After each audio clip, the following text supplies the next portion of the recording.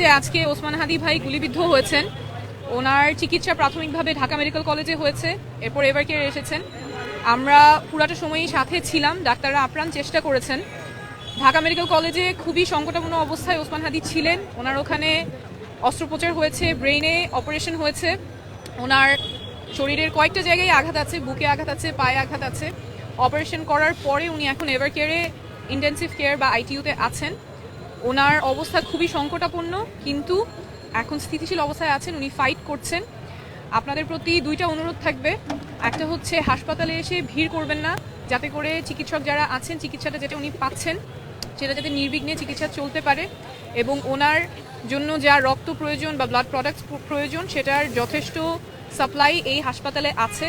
তাই কেউ রক্ত দেওয়ার জন্য যদি মনে করেন দিতে চান, তাহলে আপাতত প্রয়োজন নেই, আপনারা প্রস্তুত থাকেন। যদি দরকার হয় তাহলে হাসপাতাল কর্তৃপক্ষ জানাবে, কিন্তু বর্তমানে হাসপাতালে যথেষ্ট পরিমাণ ব্লাড আছে। সকলের কাছে অনুরোধ থাকবে, সবাই দোয়া করবেন। হাদি ভাই যাতে দ্রুত সুস্থ হয়ে আছেন, এখন আমাদের একটাই করণীয়, ওনার জন্য দোয়া করা। চিকিৎসা একদম সর্বোচ্চ চিকিৎসাটা ওনার জন্য নিশ্চিত করা হচ্ছে।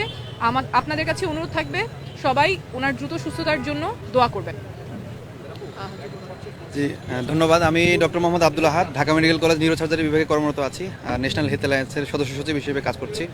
আপনারা জানেন যে ওসমান হাদি ভাই আজকে যখন প্রায় দুপুর 1:15টার দিকে আক্রমণের শিকার হয়, তখন ঢাকা মেডিকেল কলেজে আমরা তাকে সবাই মিলে নিয়ে আসি, এবং এখানে তার অবস্থা খুবই সংকটাপন্ন ছিল, খুব ক্রিটিক্যাল সিচুয়েশনের মধ্যে। তার আমরা ওসেকে নিয়ে যাই, ওসেক থেকে সিটি স্ক্যান করার মাধ্যমে আমরা মনে করি যে তার অপারেশন লাগবে। নিউরোসার্জারি ডিপার্টমেন্ট হেড স্যার সহ পুরো টিম রেডি ছিল, সবসময় স্ট্যান্ড বাই, এবং তারা অপারেশন থিয়েটারে নিয়ে গিয়ে অপারেশন ব্যবস্থা করে। আমি সেই টিমের পার্ট ছিলাম, এবং তার অবস্থা খুবই ক্রিটিক্যাল ছিল। অপারেশনের চলা অবস্থায় তার যে হৃদযন্ত্রের যে ক্রিয়াটা সেটি স্বাভাবিক আসা শুরু করে, ফুসফুসের ক্রিয়াটা আমরা ফিরে পাই, এবং একইভাবে অপারেশন খুব সুন্দরভাবে শেষ করার পরে আমরা চিন্তা করেছি যে তাকে ইভার কেয়ার হসপিটালে নিয়ে আসা হবে। ইভার কেয়ার হসপিটালে তাকে শিফট করা হয়, এবং এখানে তার ফ্যামিলির ইচ্ছায় মূলত ইভার কেয়ার হসপিটালে শিফট করা হয়, এবং এখানে নিবিড় তত্ত্বাবধানে আছেন, এবং এখানে তার যে অর্গান সাপোর্টগুলো মোটামুটি কাজ করছে। আমরা দেশবাসীর কাছে আহ্বান জানাই, সবাই ওসমান হাদি ভাইয়ের জন্য দোয়া করবেন।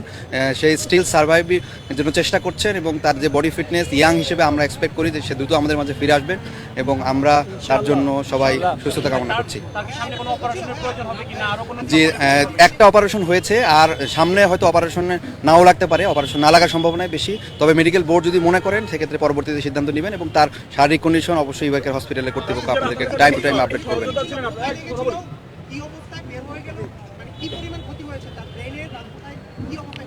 খুবই সংকটাপন্ন অবস্থা, ডিটেলসগুলো